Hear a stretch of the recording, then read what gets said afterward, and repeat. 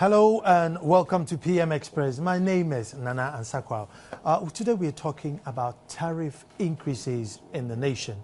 Now, civil society agrees that yes, it is time that tariffs were adjusted a little bit, even though some of us think no, it shouldn't be adjusted, but realistically, they should go up. But the question is, by how much should it go up? And it's the chicken and egg situation. Do we increase our tariffs so that we get quality energy, or do we get quality energy and then we increase our tariffs? And which is the right percentage for it to go up? Because at the moment, there's a lot of figures coming up. There's 166, there's 214. How is it being worked out? But my guest in the studio will help me. I have from my extreme left, Kofi Kapito, CEO of Consumer Protection Agency. Kofi, welcome. Hello, thank you. Senior brother too, believe it. And then in my immediate left, Nanaya Jantua, a PRO of the Public Utility Regulatory Commission. Okay. Now, let's just try and see the maze of the percentage. And Nanaya, what percentage is the utility companies? What have they submitted to you? Like, how much increase do they want? Together, the electric utilities are asking for 166%. Cross-board, if you add it and you strike an average. They have a model. There's a model that is used to calculate an average, and so comes 166%. VRE is asking for 134.3. ECG is asking for 214. And Gridco is asking for 37.5. And when you strike the average, it comes to 166%. Even the 34 seems high enough. Normally when you hear increase, you hear like 3% increase, or we want 2.7% increase. But when somebody comes... Or you want 89% average end user, as we did in 2010. 89? Yes. You see... if somebody says they want 166% increase, that's a new contract. That's not an increase. No, that is the proposal they've brought across. That is what they're asking for. And that is why the PURC, who is the regulator, is doing stakeholder consultations for everybody to come on board, to give us input, to give us comments, suggestions. Today, we had a meeting, a stakeholders consultative meeting, with think tanks in the country, SEPA, IEA. They were there and they interrogated it and they gave their views. What we are getting across borders, not that people don't want to pay, but as you said, quality of service, and also they think that the quantum they're asking for is a bit steep. We are still listening. For the PURC, the law enjoins us to ensure the financial integrity and viability of the utility service provider, whilst at the same time ensuring that the consumer who pays for the service is treated equitably and fairly. So what we are doing now is that we are listening to everybody.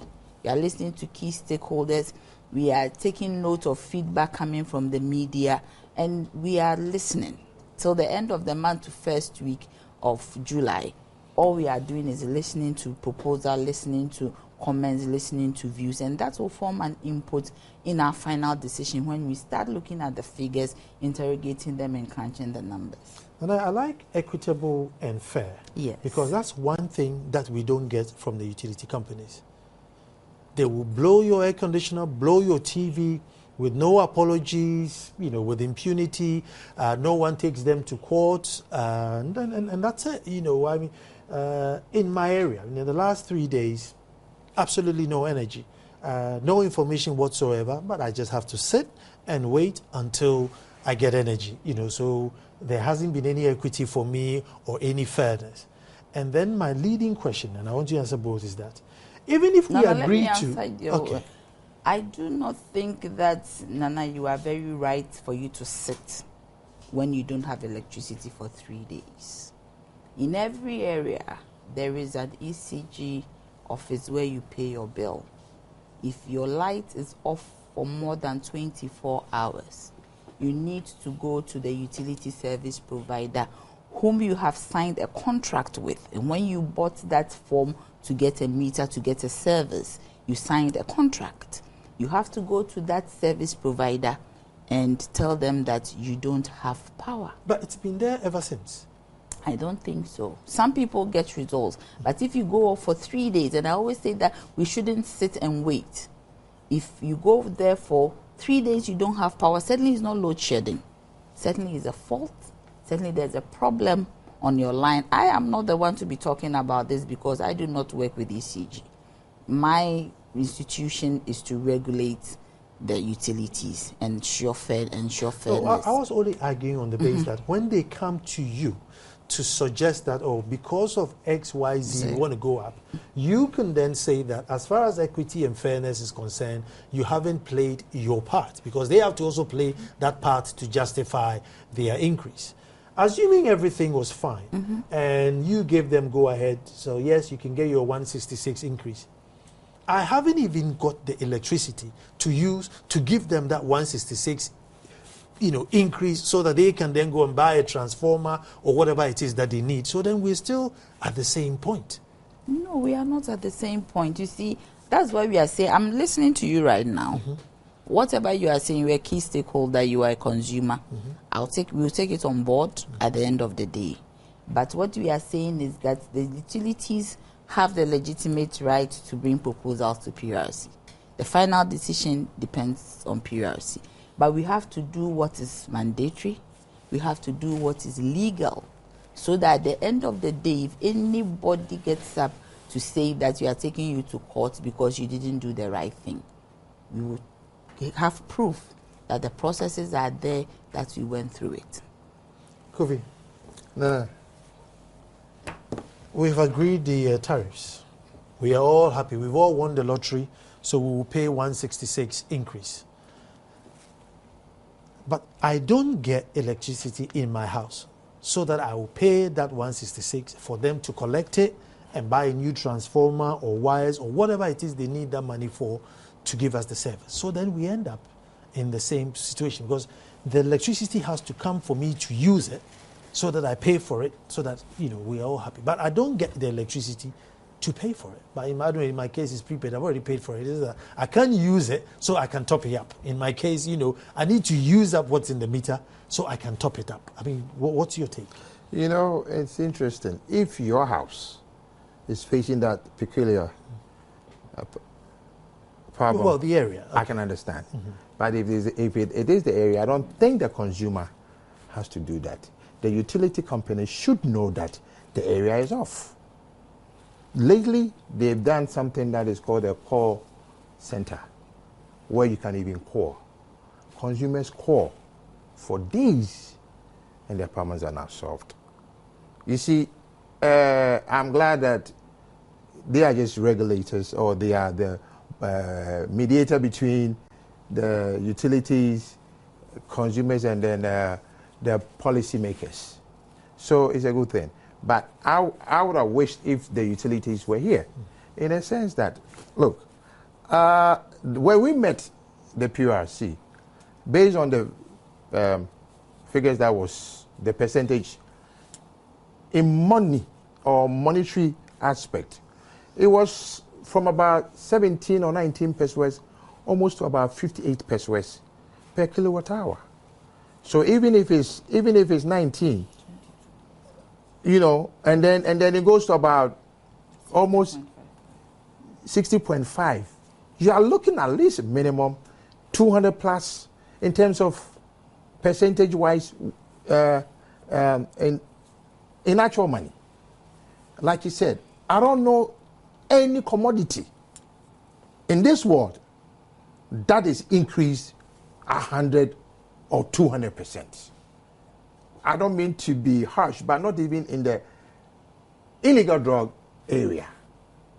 Okay, this is where I'm worried about it. That yes, maybe they need some increase, but to say that because maybe for the past 2 years you haven't been allowed to increase. When I check in other jurisdictions, when you go on the net, most utilities in the world, the last time they had an adjustment was 2011. I've checked UK, I've checked United States, I've checked South Africa. So in terms of them talking about they haven't had any increase, yeah, but not to even if you are allowed to increase it every 3 months, at what percentage were you going to increase? Were they going to be allowed to increase 25% every 3 months? No, like you said, increase should not be more than a single digit. A single digit, I think, is quite enough. But for us as a country, and we as a country, that is what we have to look at. Because even when salaries are increased, are they doubled? No, they're not. So this is where I'm worried about this. Yes, maybe they deserve an increase somewhere because they haven't had any.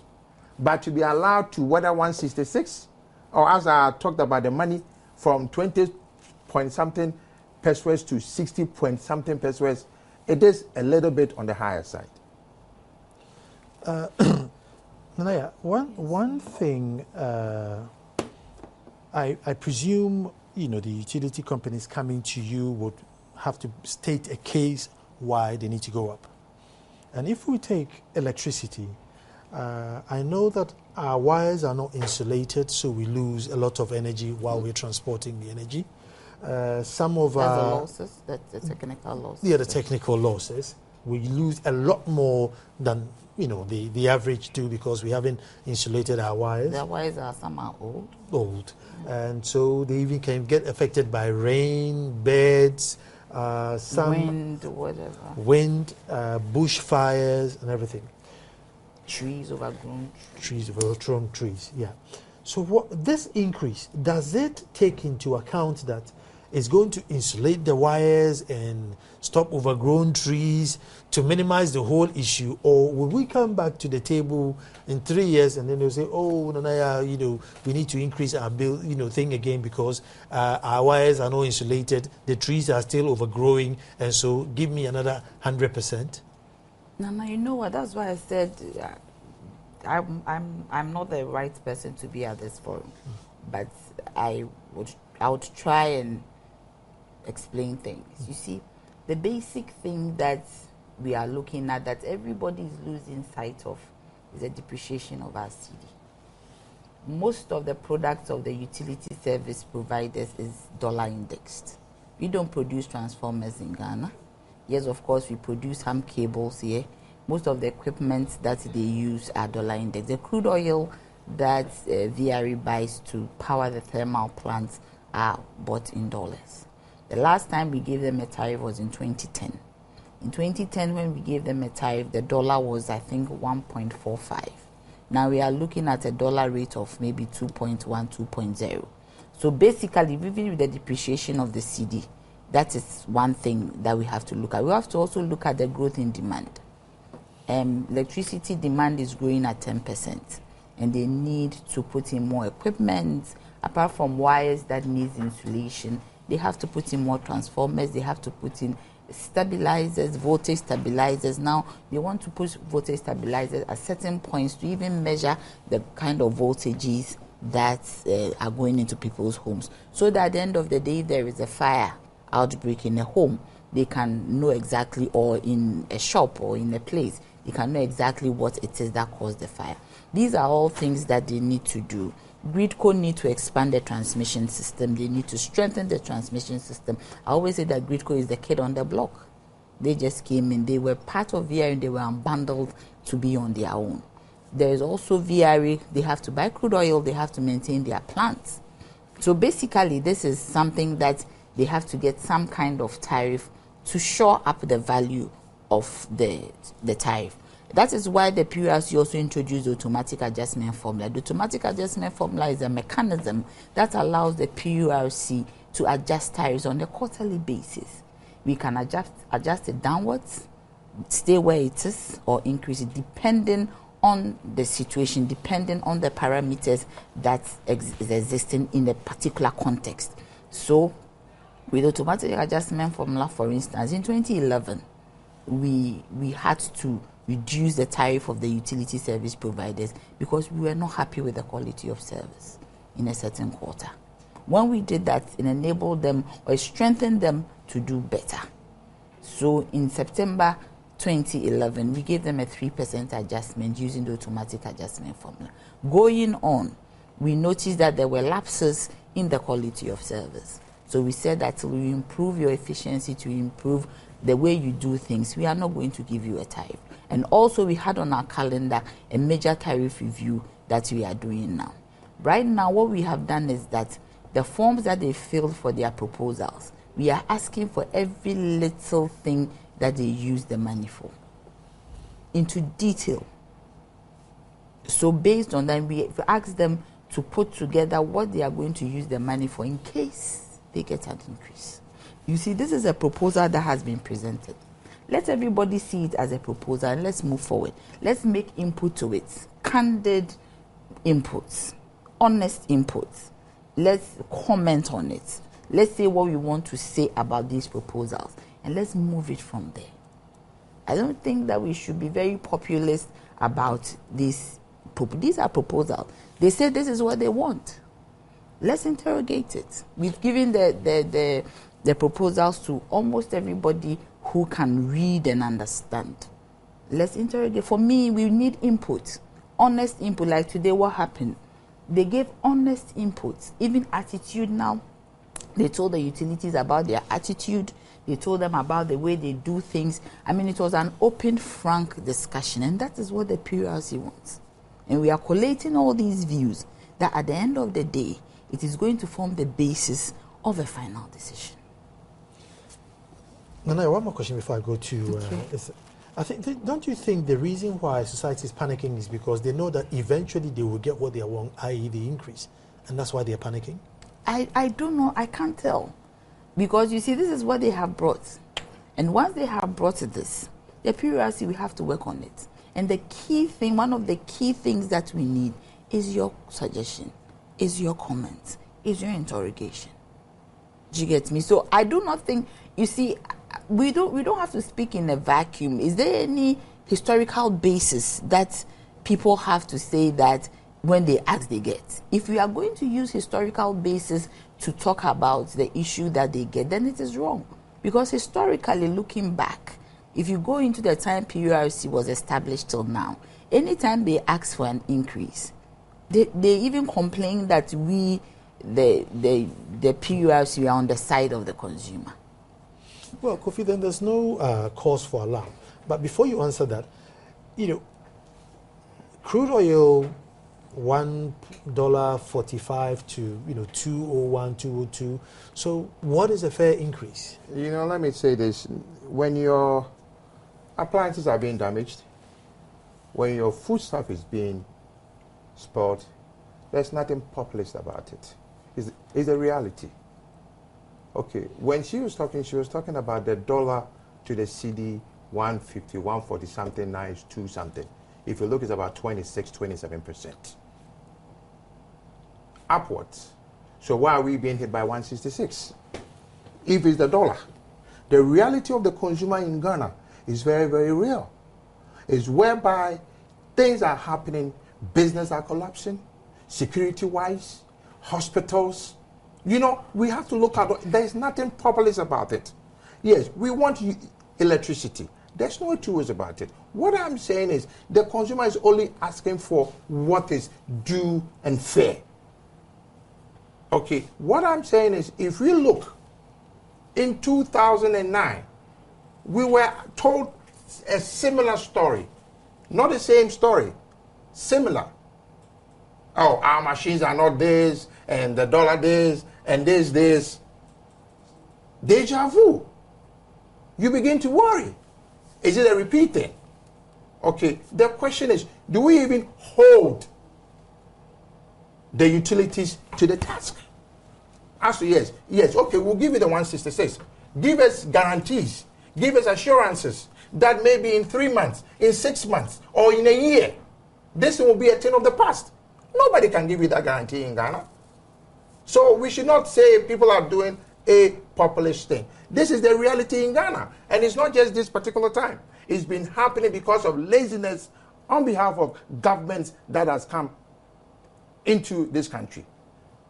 If since independence we had added even 2 kilowatts of utility,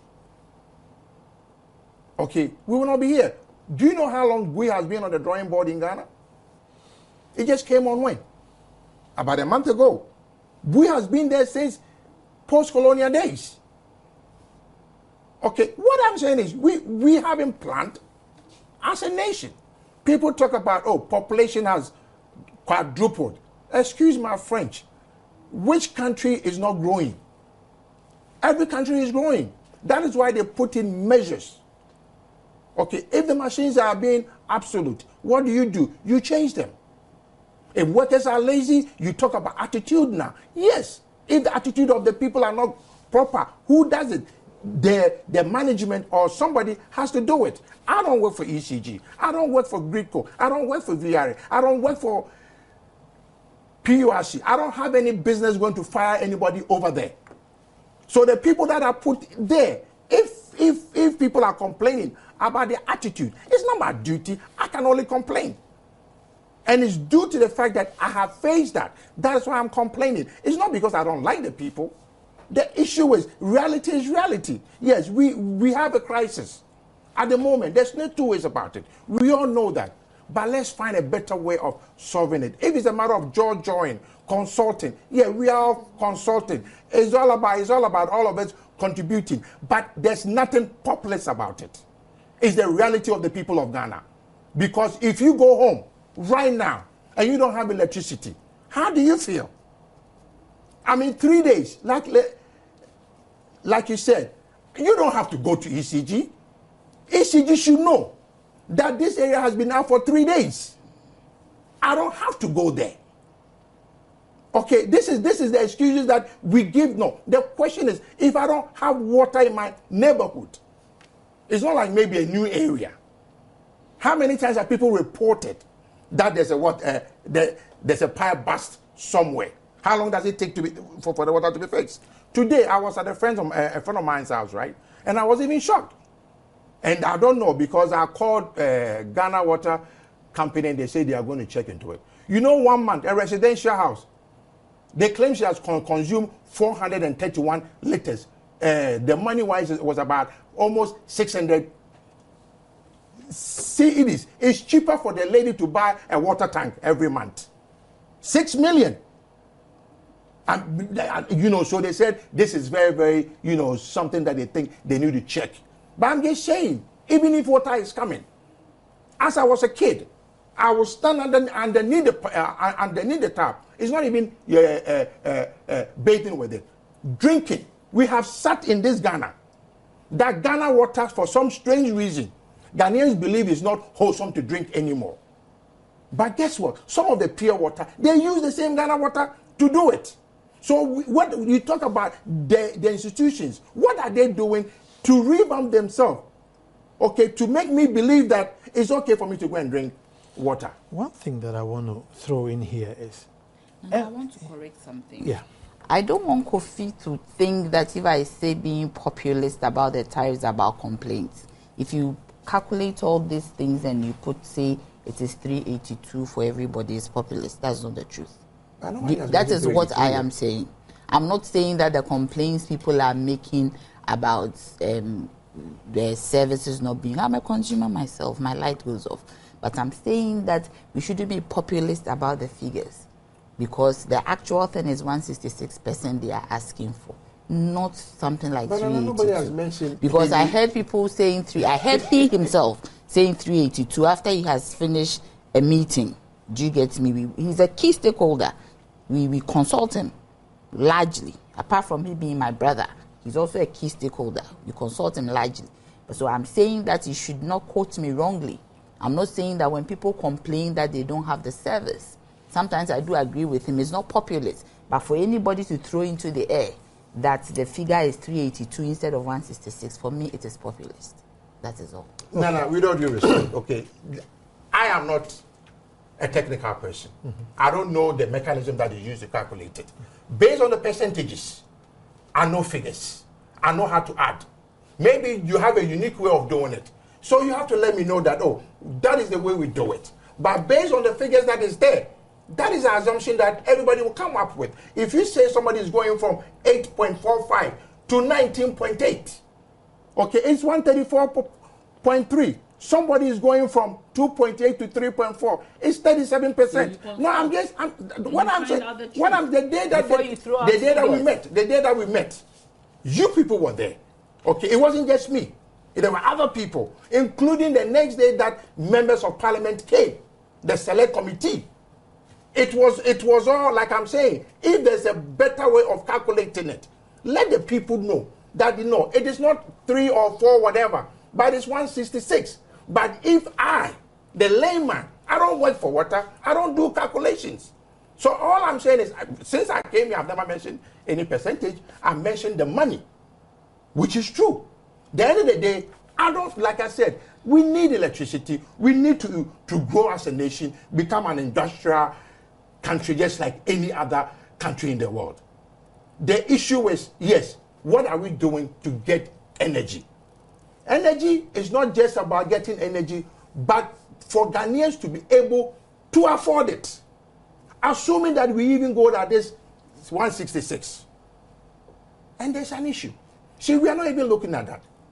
Okay, we need to look at, yes, if we put it this way, 166 from 20 point something to almost 60 pesos per kilowatt hour. Yes, we can conserve energy, which is very, very important. Okay, but the question is, at the end of the day, I mean, how much can we conserve? We can't conserve, but you can tell your deep freezer off by your baking light, you might need it. But the question is, we should not even look at it as a punishment, because at the end of the day, if Ghanaians are not able to pay for the utility, what will happen? Illegal connection, there will be more theft, there will be more of these things. Even as we speak, that is a major concern of the utility people, where illegal connection is very, very, very, very, very key. I'm not saying that people should do it, but what I'm saying is we should look at, I think, yes, let's give them some increase. But even 166 or even 100%, let's even say, let's cut it into half, 80%. Are Ghanaians able to afford 80%?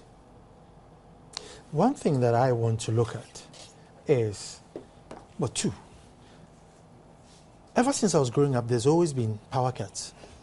Yama light off. And the light comes on and then you clap. Ever since I was growing up. And when did you start growing up? 40-something years ago. Yeah, I was born early 70s. Is that old enough? And ever since I grew up in Dansuman, you are legal. I grew up in Dansuman. You come back from school, you turn on the light, blink, and there's no light. No problem. And if you're lucky and it comes on, like you said, you clap, you're happy. And sometimes you even hear an uproar in the whole area. Hey, it still happens. Yes. So this increase that they want, is it going to just so that we just live as I've always lived? That, anytime I'm going home, I call home, and the first thing I ask is, Kania is your home? And I'm coming. Kania Oho, there be, and you think, oh my God, and then you dread the journey back home. Yes. There we go. You dread the journey back home. So, if we give them this increase, I mean, have they assured you? I mean, you are the regulators. Have they assured you that if they give us this, at least 80% of the time, we will give them energy? Something. I mean, no, you know what? I mean, that's why I said this space is not for, not for you. For me. No. I know you can't speak for them. I just say we are very deeply concerned. PURC is very deeply concerned, and for us, we always say that within this crisis in which we find ourselves, that there is load shedding. Sometimes it's very difficult for you to measure quality of service.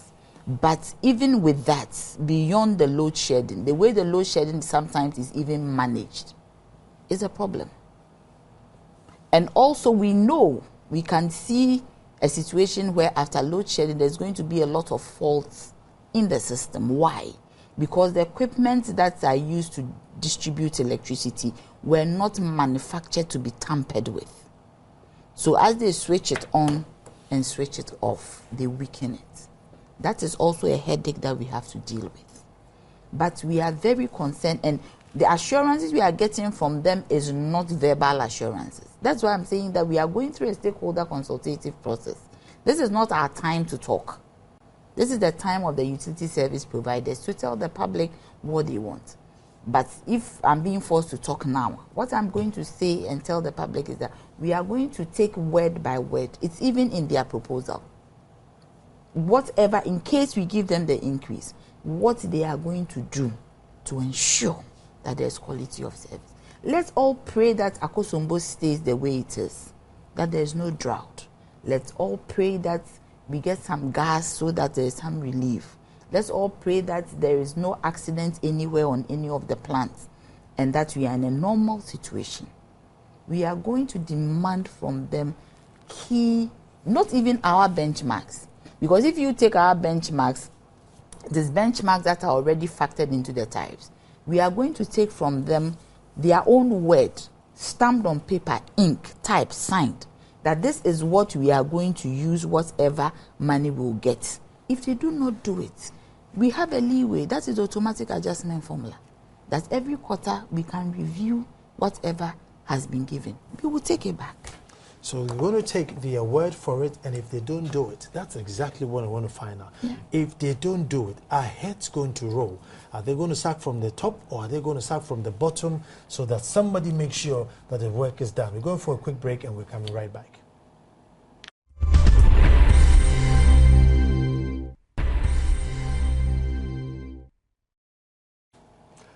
Well, hello and welcome back. Sometimes the discussions behind the camera it's even hotter than the ones in front of camera. But we can't show you that. Just take my word for it. But we're discussing utility companies who want an increase, and the consumers are saying we want quality. And we're trying to see where we can strike a balance. Kofi, if a big boss, will lose their job, would it make sense? Because I barely hear ECG boss was sacked because of bad service. No, he's always got his job. He's always got his money and his allowances. Whether you have lights or not, whether it tripped, whether it blew or not, he's safe. A few of them have been fired or have been relieved of their post. Maybe it takes longer, but that does not mean it hasn't happened before. It's happened even the last, let's say, we've had about four. We've had two acting, and then two, for bad service or well, whatever it is. But they were let go. I don't know exactly what happened, but I'm just saying that people have been changed. But the issue is the person that comes. Exactly what is he going to add on is what is important to me.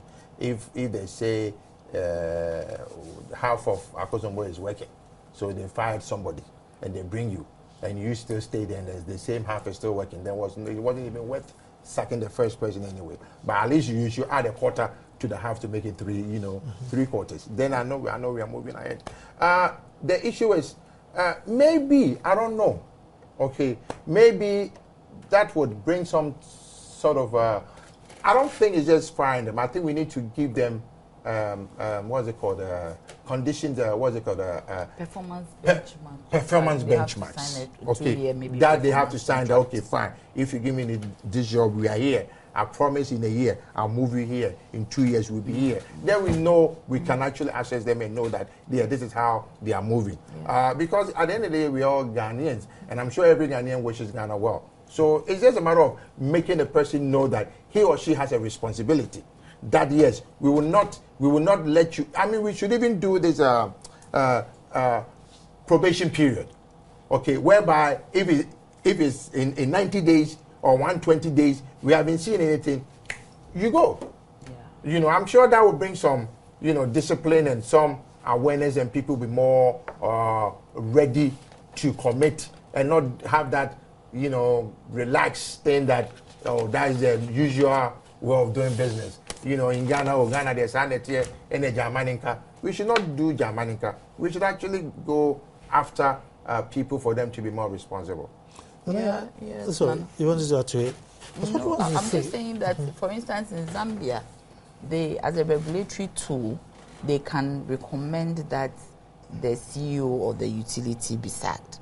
Unfortunately, the PURC Act does not give us that kind of power. But we are working towards that. That when we realize that they are not doing what they have to do, we are pushing for this regulatory tool or this stick that we can use to recommend that they start, because these CEOs are appointed by government, and it's government that can sack them really. And we, the PRC, we are an independent regulator, and we work very independent of government. But if we are not happy, we are pushing towards a situation where when we are not happy with a CEO, we can push for the CEO. Can I ask a question? Is it possible that just like, quote unquote, these companies are supposed to be non-government or try to be independent? I mean, VRA and all that. So is it possible that maybe we should allow them to go and, sort out for the best chief executive officer instead of government always, they go for an interviews and proper and say, fine, this is the best. We can even bring somebody from, let's say, Nigeria who has a track record that they've done it for him. I mean, I think those are the areas that we should be looking at. Instead of just an appointment, you should go for proper interview. Proper, and then let's see what you can do. Okay, that is also another option. This question, I think we all joy as Ghanaians, nobody's to blame, but we are spending $3 million a month thereabout on crude oil. And we are used to lights off. Now we're used to lights off. I mean, can we bite our teeth a little bit and push some of this money towards some sort of alternative energy? Maybe solar. I've always said that there are little villages dotted around Ghana who don't need a lot of energy. And maybe you have one big solar panel, it will be more than enough for them. Rather than drag the lines for miles and miles and miles. The cost of transportation, and you lose transmission losses. And there's not industries in these towns for them to support them. Them. Especially the NEDCO area. You see, so that we could use the electricity in industrial areas and metropolitans, and then these towns could use a windmill or something, and it will be enough because they normally just have their lights, a fridge, a TV, renewable energies and stuff. But Nana, it's good that it's a very laudable suggestion you are bringing on board. We are all discussing renewable energy. The Renewable Energy Act has been passed, Act 832 to 2011. Of course, renewable will be a supplement to what we have. Because you see, solar, you see the sun as bright as it is, you need to harness it. And in harnessing it, the technologies that you need to harness it is not cheap. It is expensive. So that initial investment, initial price of solar is not cheap. That even the PRC is mandated to do the feed-in tariff. The feed-in tariff is the tariff for renewable energy that will feed into the end-user tariff of conventional sources. That is... now you're getting very technical. Okay, let me break it down. You see, we have thermal generation. Yes. That is gas, that is light crude. We have hydro, that is akosombo, that is pong. In between, we have renewable. That is wind, biomass, solar, waste to energy, and all that. The solar, we have it, the sun in abundance, but it is expensive. Because you see, an investor or government or somebody would have to get the technology to harness the sunlight. But it's already there already, isn't it? We just need to just buy and plug it in. No, but you need to get, it's expensive. The technology is expensive because you see, the investor who is coming to produce solar through solar energy, he has to get his rate of return on his investment. And when we did the calculation, solar is about 21 cents per kilowatt hour, and that is 40 pesos. If you feed that into the end user, this 166, assuming we give it, it will raise it so high. And it is not only solar, we also have wind. The others are not that expensive. That is the biomass, the waste to energy. But solar is what we have in abundance. And it is not cheap. Initial cost, over time in 10 years, it will become cheaper. But the initial cost is not cheap. So what the policy is that 10% of our generation mix, that is of hydro, of thermal, 10% will be solar or renewable energy. So anybody who comes to produce with renewable energy would have to, the utility service providers would have to buy 10% of that. Aside of that, that is what is going to you and me as residential consumers. Aside of that, you can come and produce maybe 400, 500 megawatts of renewable energy and sell it on the deregulated market.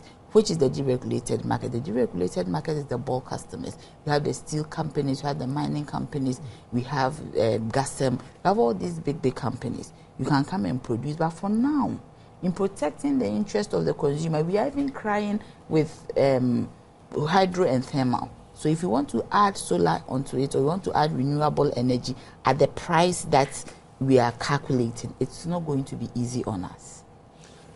Let me ask you a question. This thing about the solar, as you put it, that maybe we can take some deprived area that needs electricity, put them on the, I thought the government is already doing a program like, is it SHEP is not solar. No, I'm just saying. The one in Wa, there's 2 kilowatts. In Abongo. I'm just saying, because that is heavily subsidized by government. Which one? Number one. Yeah, the SHIP, because even came out that, where they are supposed to be the lifeline people. Yeah, the SHIP. The lifeline, most of the lifeline people are in the north. Yeah, I'm just saying. Yeah. So I'm just looking at the fact that I'm looking at the investment in terms of money, what government is doing now, compared to, let's assume that we do solar, which is the initial investment being expensive. Long haul, which one is it going to be cheaper? That's funny. That's funny. That's what you see, the initial investment in solar, when you have to calculate a tariff in a lifeline area, unless you are saying it should be for free and that the people shouldn't pay anything. But if you're expecting people in a lifeline area to pay for solar, it's not cheap. What I was trying unless, to figure of course, government wants to do it, as you are saying, and subsidize the price. You see, what I was asking is, if we connect, high tension cable from a power source, let's say from Akosombo, and drag it all the way up to the north. To the north. Somewhere in the middle, we need to power it up again. And you lose some on the way. You lose some on the way. If we calculate all that cost, and you go to the village, and maybe there's about 60 houses, and then we go and connect this electricity to them. Every house has 2 bulbs, 3 maximum. Some don't even have fridges, one radio. So they use very, very little electricity. And sometimes they cannot even pay for 3 cities a month. They cannot even pay for it. No, but you see, within our tariff structure, we have the lifeline, which is very cheap. Which is 300 and below. No, it's 300 below. No, that's 50 units. 50 units. That's the bulb you can even power a fridge, a small fridge, a bulb, a radio. Yes, so that is the lifeline. So what they are paying on the lifeline, do you get me? If it is on solar, it will be expensive. But it's a good idea. That's what I'm saying, that it can be a pilot for government to power these small villages with the solar energy. Then even with wind, with biomass, waste, and we have a lot of waste. Just that the experts are saying that our waste, there's a lot of, it's enough, but the bamboo and all the things that you eat and you put in. Yes, the thing that you eat. Separation is what is the problem. It is a big problem. I just want to emphasize on the bamboo you've been eating. Let me take my last break. Now we're just jojoing as all. Now we've all become consumers, and we're just throwing everything in the air to find out, is there a better way? We're going straight back after the break.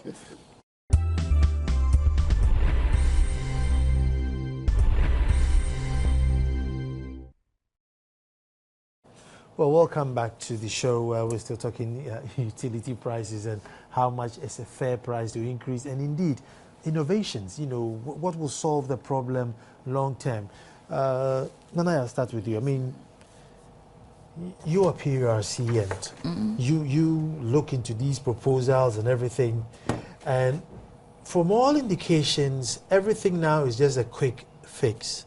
There's no solution that these proposals that I'm giving you, I won't come back to you in the next 20 years because I am solving my problem, solving our problems for the next 20 years. We're changing our wires and everything, And so we're going to come back probably in the next 2-3 years and sit down here and do the same show, and we can even do a playback. We won't talk, and it will still be relevant.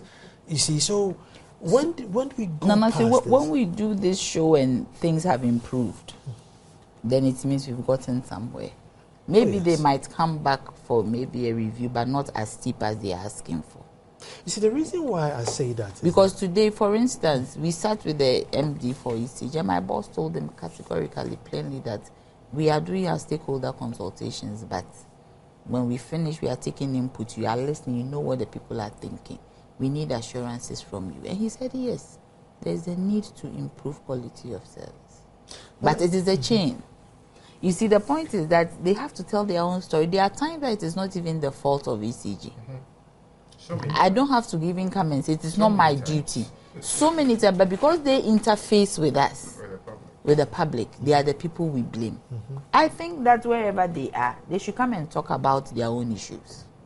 I'm very, very serious about this. They should come and tell the public what the issues are, so that we also can ask them questions. We also would understand what they do. But from the level of the PURC, we will do the best that we can to ensure that especially the consumer who is paying for the service is not shortchanged. We also want to we are strengthening our complaint mechanisms. And this is going to be a key indicator for us to find out whether the utility service providers are doing the right thing or not. Kofi, the reason why I'm saying that we'll come back here next year is because most of the problems that are being highlighted is the cost of life is crude. We have no control. We don't make transformers. We have no control. Our wires are old-fashioned and not galvanized, therefore we lose transmission losses. They haven't been addressed in there. Then we have political interventions. You have a little signboard saying, no electricity, no vote. So then, in order for the guy to go there, whether you like it or not, we need to drag electricity there, and he goes to get his vote.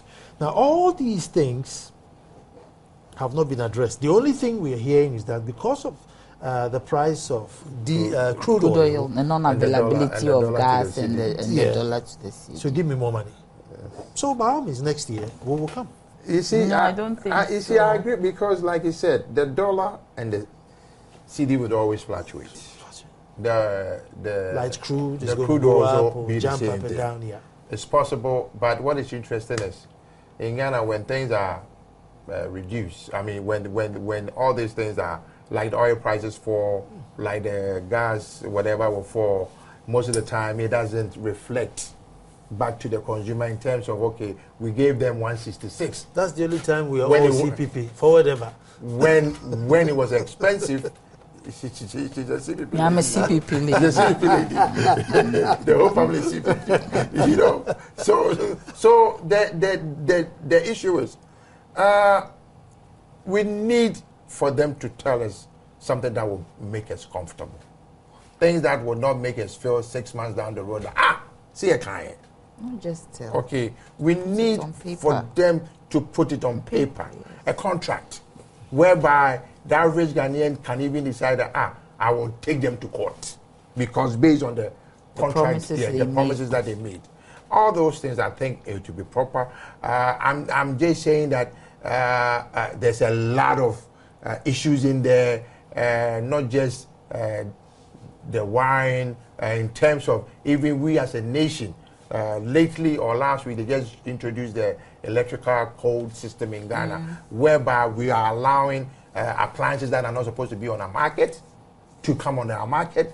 Energy consumption can go high on the consumer, because the more you use, the more you pay. Even the kind of cables we use, you know, and everything. Your home can burn your house can burn your house. Can let you pay more. But like I said, just last week, the Energy Commission launched the standardization of wires and stuff.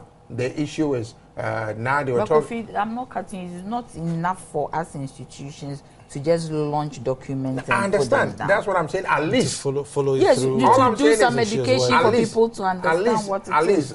At least they launched it. They But started. unfortunately, I asked them a simple question. Yes, to me, one of the biggest thing in Ghana is the average person who is going to build does not know who is a qualified Right, electrician. yeah.